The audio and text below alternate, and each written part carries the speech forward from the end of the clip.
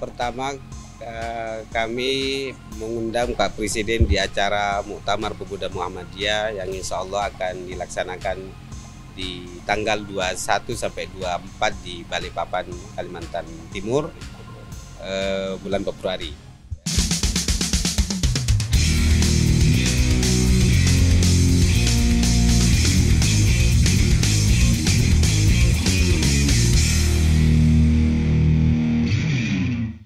Pagi ini saya membaca berita kalau kemarin Ketua Umum Pemuda Muhammadiyah yang biasa dipanggil Cak Nanto menghadap Presiden Jokowi.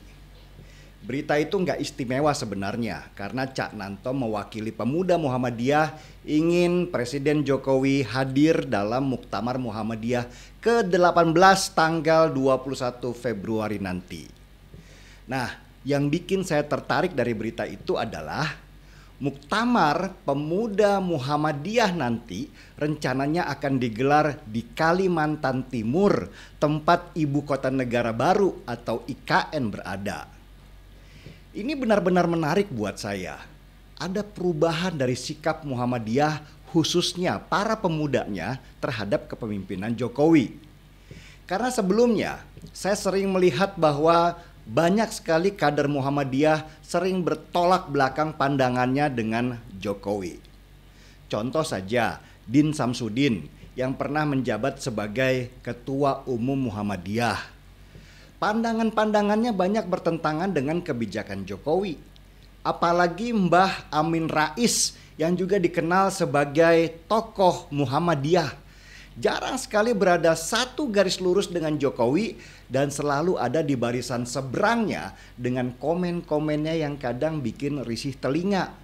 Seperti pernah beliau menggambarkan Pilpres 2014 waktu Jokowi dan Prabowo berhadap-hadapan itu seperti perang Badar. Amin Rais sejak awal menjadi pendukung Prabowo dan istilah perang Badar, perang besar dalam sejarah umat Islam itu dianggap sangat membahayakan karena situasi Pilpres jadi seolah-olah perang saudara. Belum lagi statement-statement dari Dhanil Anzar, mantan Ketua Umum Pemuda Muhammadiyah sebelum era Cak Nanto, yang sikapnya jelas-jelas membela Prabowo bahkan menjadi tim suksesnya Prabowo. Padahal posisi dia waktu itu masih jadi Ketua Pemuda Muhammadiyah. Padahal Muhammadiyah sebagai organisasi sudah jelas mengatakan bahwa organisasi tidak ikut dalam politik praktis. Tapi yang dilakukan Dhanil Anzar waktu itu seperti membawa Muhammadiyah secara organisasi, khususnya organisasi pemudanya, itu masuk dalam politik praktis. Nah, ketika Dhanil Anzar diganti oleh Cak Nanto, saya termasuk yang lega karena saya dengar Cak Nanto yang asli Madura Sumeneb ini terkenal sangat plural. Di tangan Cak Nanto, Pemuda Muhammadiyah akhirnya jadi sering melakukan komunikasi dengan Banser NU untuk merapatkan barisan sehingga tidak ada yang mengadu domba kedua organisasi Islam besar ini. Sebagai pengingat ya, sekian tahun lalu sering sekali terjadi gesekan di kedua organisasi besar pemuda Islam ini karena provokasi dari HTI, FPI, dan kelompok 212. Tapi sekarang kedua organisasi ini bergandeng tangan menjaga Indonesia tetap dalam tracknya. Apa yang dilakukan Cak Nanto dengan menyelenggarakan Muktamar Pemuda Muhammadiyah di tempat yang nantinya akan jadi ibu kota negara itu bisa dibilang sebuah lompatan yang besar dan berani. Saya bisa membayangkan Cak Nanto dihujat oleh internalnya sendiri karena dianggap berbeda pandangan dengan sebagian dari mereka yang selama ini berbeda pandangannya terhadap kebijakan-kebijakan Jokowi. Ibu kota negara di Kalimantan Timur itu adalah simbol kepemimpinan di era Jokowi.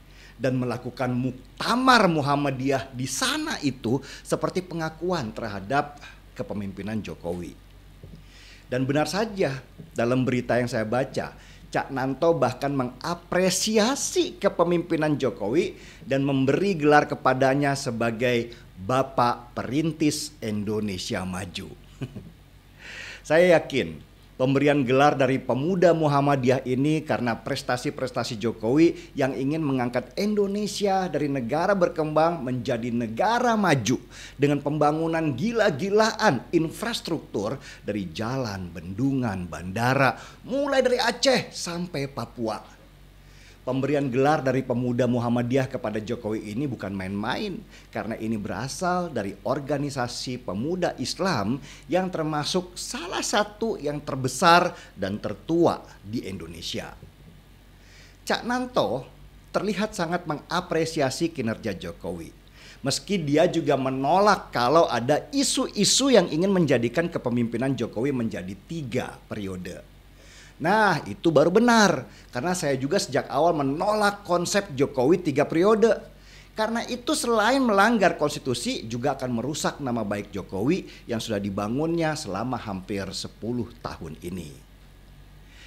Saya baca juga tanggapan beberapa orang di media sosial yang juga mengklaim dirinya adalah bagian dari Muhammadiyah. Dan tanggapan mereka itu keras menentang sikap Cak Nanto lewat pertemuannya dengan Jokowi. Tapi anehnya mereka tidak menentang ketika dulu Dhanil Anzar bergabung dengan tim sukses Prabowo waktu Pilpres 2019. Saya yakinlah Cak Nanto banyak dibully oleh internalnya sendiri dan mungkin juga dihujat-hujat. Tapi seharusnya itu sudah biasa toh. Karena kalau kita nggak pernah dibully dan dihujat, maka mending nggak usah jadi pemimpin deh, tidur di rumah aja. Tapi dari sini saya melihat masa depan Indonesia itu jadi cerah. Ketika pemudanya sudah mulai paham apa visi Jokowi ke depan. Mereka sudah paham bahwa pembangunan infrastruktur gila-gilaan itu tujuannya meningkatkan mobilitas produksi dan menambah jumlah pengusaha baru sekaligus juga mengundang investor asing untuk taruh duitnya di sini.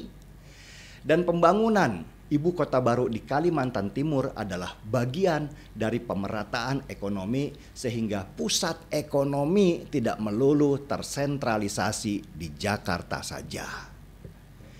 Cak Nanto, Ketua Pemuda Muhammadiyah, paham itu. Dan tidak seperti banyak orang yang cuma bisa menghujat Jokowi Raja Hutang, Jokowi ngibul, dan sebagainya. Cak Nanto paham bahwa untuk menuju sesuatu yang besar perlu kerjasama dari semua elemen bangsa, bukannya perpecahan. Dan sebuah negara besar perlu lokomotif kepemimpinan yang kuat. Saya jujur lega dan berharap apa yang akan terjadi ke depan. Indonesia akan baik-baik saja kalau begini. Dan anak cucu saya kelak bisa hidup dengan aman dan nyaman seperti bapak dan kakeknya. Terima kasih Cak Nanto sudah memberikan pemahaman kepada internal Pemuda Muhammadiyah meski harus berkorban dan pasti sering dikatain penjilat pemerintah. Saya angkat secangkir kopi dulu untuk Cak Nanto.